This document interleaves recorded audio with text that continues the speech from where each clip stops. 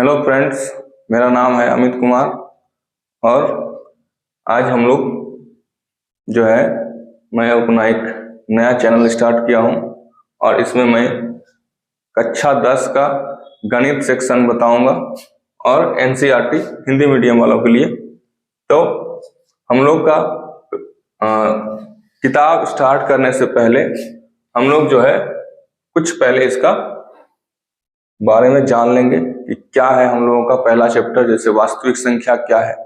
क्योंकि मेरा यह पहला वीडियो है तो थोड़ा सा हेजिटेशन तो रहता ही है, तो फिर भी आप लोग मैनेज कीजिएगा। तो जैसे वास्तविक संख्या जो है हम लोग किसको कहेंगे, जैसे कैसे जानेंगे हम लोग वास्तविक संख्या के बारे में पढ़ेंगे। तो वास्तविक संख्या क्या है, वास्तविक संख्या कितने तरह का होते हैं, है ना। तो इसके बारे में जानेंगे सबसे पहले। तो हम लोग जो है सबसे पहले जानेंगे संख्या के बारे में। संख्या के बारे में जानेंगे तो संख्या क्या होती है, संख्या कितने प्रकार की होती है। संख्या होती है दो प्रकार की, संख्या दो प्रकार की होती है ना। एक होती है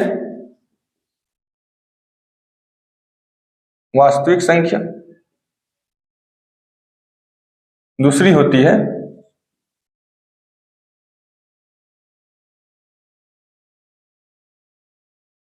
काल्पनिक संख्या। हम लोग इसके परिचय के बारे में पढ़ेंगे। तो वास्तविक संख्या हम लोगों को अभी पढ़ना है सिलेबस में, और काल्पनिक संख्या जो है हम लोगों को अभी सिलेबस में नहीं है। संख्या मुख्यतः दो ही तरह की होती है, वास्तविक संख्या और काल्पनिक संख्या। तो वास्तविक संख्या के अंतर्गत हम लोगों का क्या क्या आएगा और क्या क्या चीज हम लोग पढ़ेंगे। वास्तविक संख्या के अंतर्गत हम लोग पढ़ेंगे, जैसे पहला है प्राकृत संख्या। ये सभी जो है वास्तविक संख्या के अंतर्गत आएगा। दूसरा है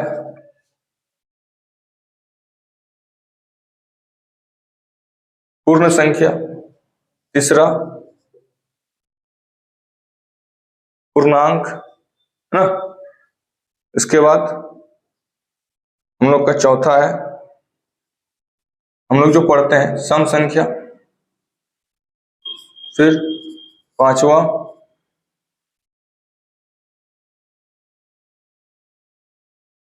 विषम संख्या। छठा हम लोग का हो जाएगा अभाज्य संख्या। सातवां भाज्य संख्या। आठवां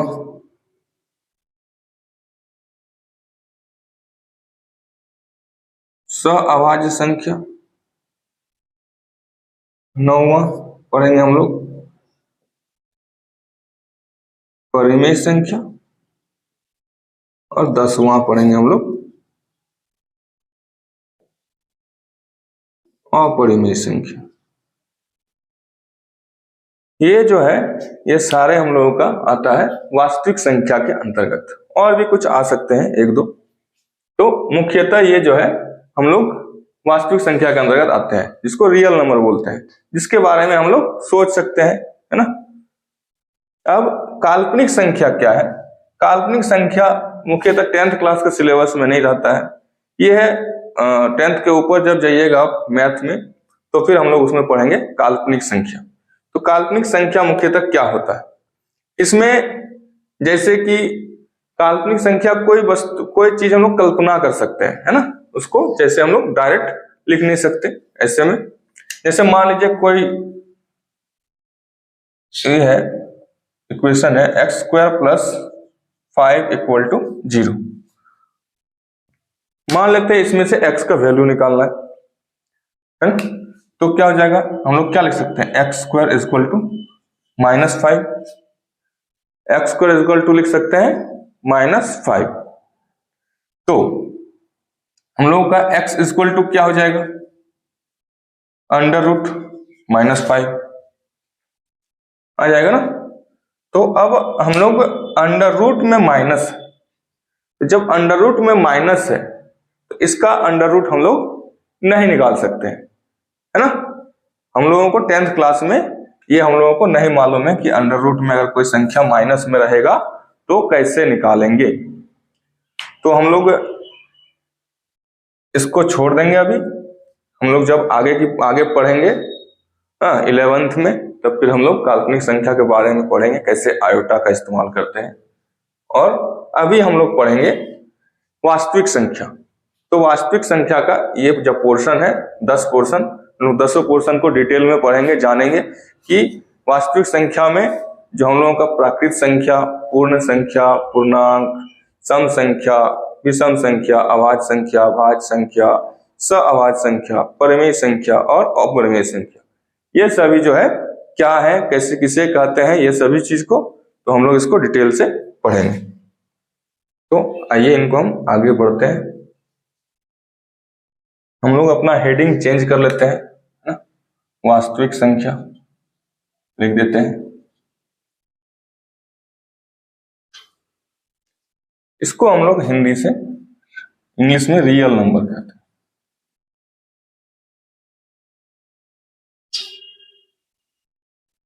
तो हम लोग सबसे पहला जो चर्चा करेंगे प्राकृत संख्या का। तो प्राकृत संख्या हम लोग लिखेंगे किसे कहते हैं। जैसे पहला है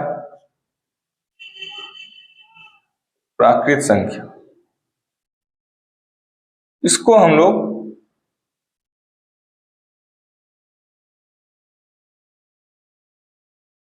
नेचुरल नंबर भी कहते हैं। इसे हम लोग नेचुरल नंबर भी कहते हैं, है ना। तो प्राकृत संख्या किसे कहते हैं, हम लोग सीधे सीधे जानेंगे कि गिनती की संख्या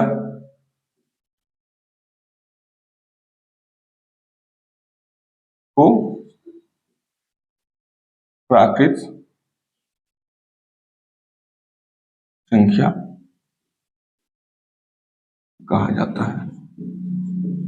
हम लोग लिख सकते हैं कि गिनती की संख्या को प्राकृत संख्या कहते हैं या फिर कहा जाता है। जैसे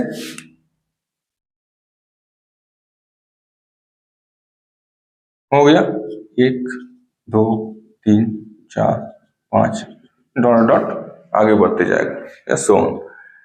तो हम लोग गिनती स्टार्ट कहां से करते हैं, 1 से। तो 1 2 3 4 5 6 7 8 इस तरह से बढ़ते जाएगा हम लोगों का। ये क्या कहलाएगा, प्राकृत संख्या या नेचुरल नंबर। तो हम लोग अगर पूछा जाए सबसे छोटी प्राकृत संख्या क्या है, तो हम लोगों का हो जाएगा 1। और अगर पूछा जाए कि सबसे बड़ी प्राकृत संख्या क्या होगा, तो हम लोग क्या लिखेंगे, इन्फिनिटी, है ना। ये इन्फिनिटी तक जाएगा। अब दूसरा हम लोग का आता है पूर्ण संख्या। हम लोगों का दूसरा पोर्शन आ जाता है पूर्ण संख्या। इसको हम लोग लिखते हैं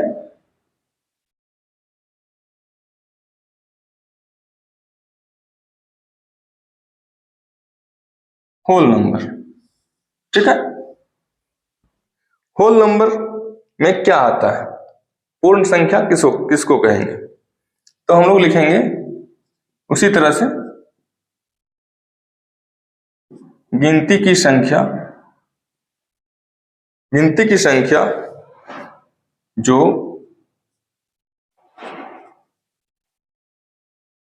शून्य से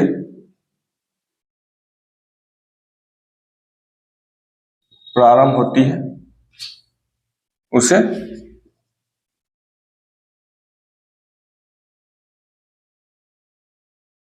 पूर्ण संख्या कहते हैं, ठीक। गिनती की संख्या जो शून्य से प्रारंभ होती है उसे पूर्ण संख्या कहते हैं। या फिर हम लोग और भी एक तरह से इसको डिफाइन कर सकते हैं। अब कैसे इसको डिफाइन करेंगे कि लिखेंगे कि सभी प्राकृत संख्या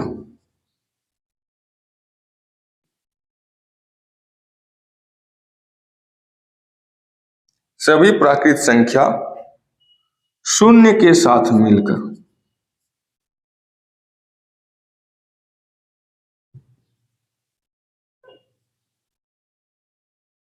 सभी प्राकृत संख्या शून्य के साथ मिलकर क्या होती है, पूर्ण संख्याएं कहलाती है।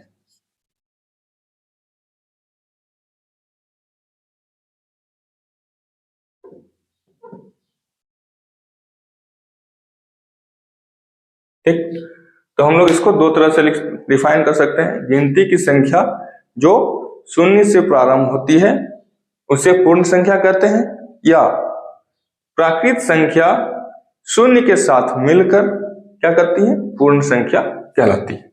अब जैसे हम लोग कहेंगे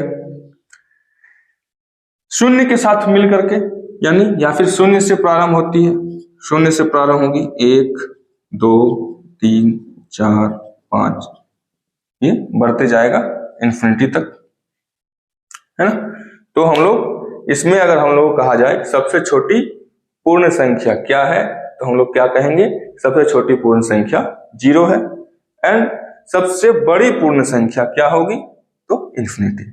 अच्छा, इसमें दो बात होती है कि इसमें कहा जाता है कि क्या सभी प्राकृत संख्या पूर्ण संख्या होती है, तो हम लोग कहेंगे जी हाँ होती है, क्योंकि सभी प्राकृत संख्या स्टार्ट कहां से होती है, 1 से।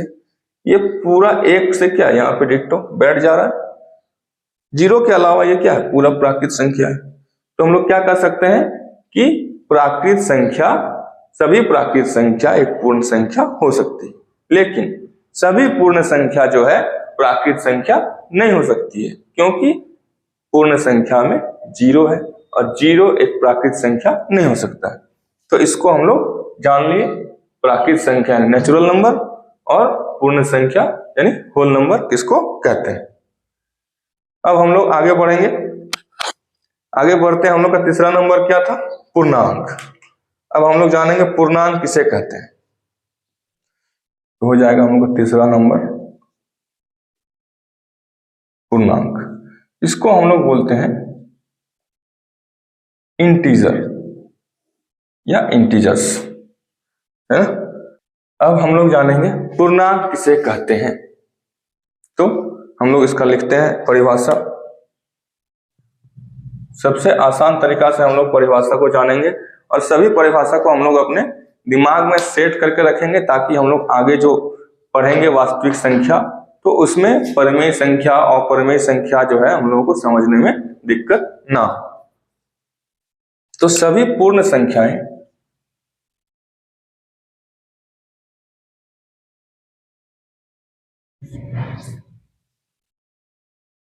जो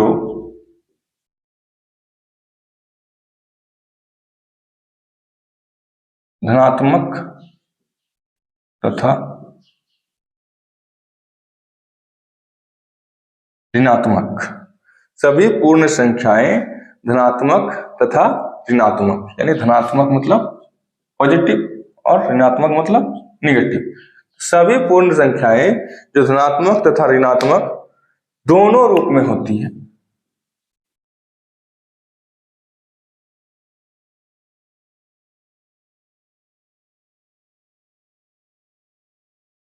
दोनों रूप में होती है, वो क्या कहलाती है, पूर्णांक कहलाती है। तो हम लोग क्या इसका परिभाषा जाने, बहुत ही आसान वर्ड में, कि सभी पूर्ण संख्या यानी 0 भी है इसमें, तो सभी पूर्ण संख्या जो धनात्मक तथा ऋणात्मक दोनों रूप में होती है वो क्या कहलाती है, पूर्णांक कहलाती है।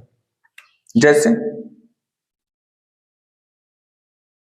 हम लोग लिख सकते हैं, मान लेते हैं -4 -3 -2 -1 0 1 2 3 4, इस तरह से क्या होते जाएगा, चलते जाएगा। इधर भी माइनस में भी क्या होते जाएगा, चलते जाएगा। यानी माइनस में भी कोई नंबर रहे यानी होल नंबर, यानी पूर्ण संख्या जो माइनस में भी रहेगा और प्लस में भी रहेगा, तो इसको हम लोग कहेंगे पूर्णांक।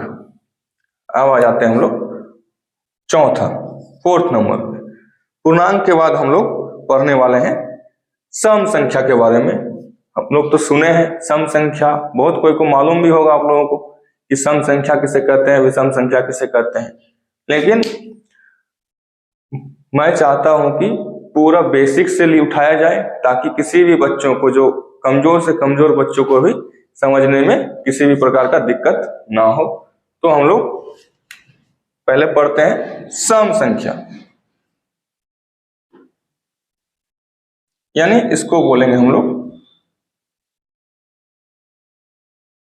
Even number. सम संख्या को हम लोग बोलते हैं इवन नंबर। तो इसमें क्या लिखेंगे, इसका परिभाषा,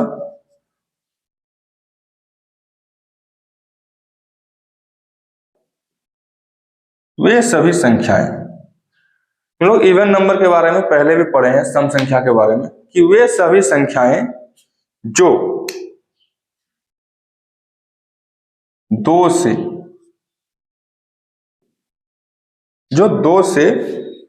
पूरी तरह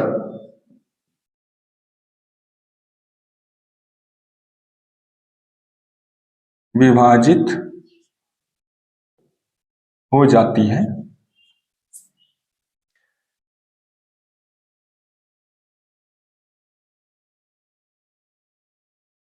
सम संख्या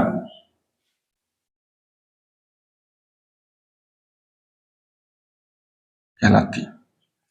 वे सभी संख्या जो दो से पूरी तरह से, यानी पूरी तरह विभाजित हो जाती है, वो क्या कहलाती है, सम संख्या कहलाती है। जैसे 4, 10, 16, 24, इस तरह से ये सारी संख्या जो है क्या है, दो से पूरी तरह से विभाजित हो जाती है। तो ये सभी संख्या क्या हो जाएंगे, सम संख्या। अब हम लोग पढ़ेंगे अपना 5वां नंबर, यह है विषम संख्या। तो विषम संख्या के बारे में जानते हैं।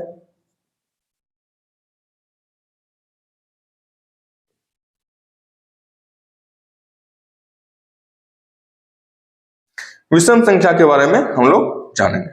तो विषम संख्या को हम लोग कहते हैं ऑड नंबर।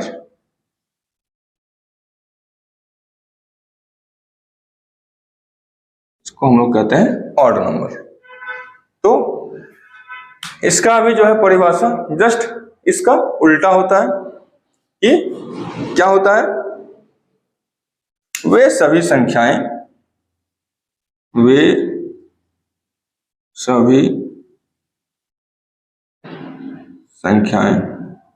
जो दो से पूरी तरह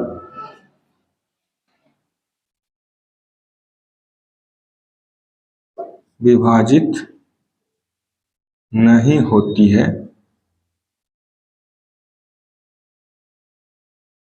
जो वे सभी संख्याएं जो दो से पूरी तरह विभाजित नहीं होती है,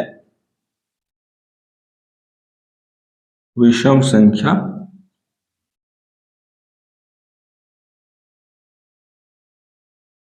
कहलाती है। तो क्या हो गया हम लोगों का, वे सभी संख्याएं जो दो से पूरी तरह से विभाजित नहीं होती, पूरी तरह यानी कि शेषफल में कुछ बच जाता है, तो वो क्या होता है हम लोगों का, विषम संख्या कहलाएगा। जैसे हम लोग देखेंगे 5, 11, 3, 5, स्टार्ट तो 1 से ही होता है, हम लोग लिख सकते हैं 1, 3, 5, 7, 9, 11, 13, इस तरह से ये सारा क्या है कि 2 से पूरी तरह से विभाजित नहीं जाती है, तो ये सब क्या हो जाएगा, विषम संख्या कहलाएगा। आप लोग देख लीजिए, अगर 2 से हम लोग डिवाइड करते हैं, भागा देते हैं 13 को, तो क्या हो जाएगा, 2 छक 12, और 1 क्या होता है यहाँ बच जाता है, तो ये पूरी तरह से 2 से विभाजित नहीं गया, शेषफल बच गया 1, तो ये हम लोग का क्या हो जाएगा, विषम संख्या। तो हम लोग क्या क्या जान लिए, प्राकृत संख्या, उसके बाद पूर्ण संख्या, फिर पूर्णांक इंटीजर, फिर हम लोग क्या जान लिए, सम संख्या, फिर क्या जान लिए, विषम संख्या, और फिर हम लोग क्या जान लेंगे, अब फिर आगे जानेंगे 5 नंबर हम लोग का क्या था, विषम संख्या। अब 6ठा नंबर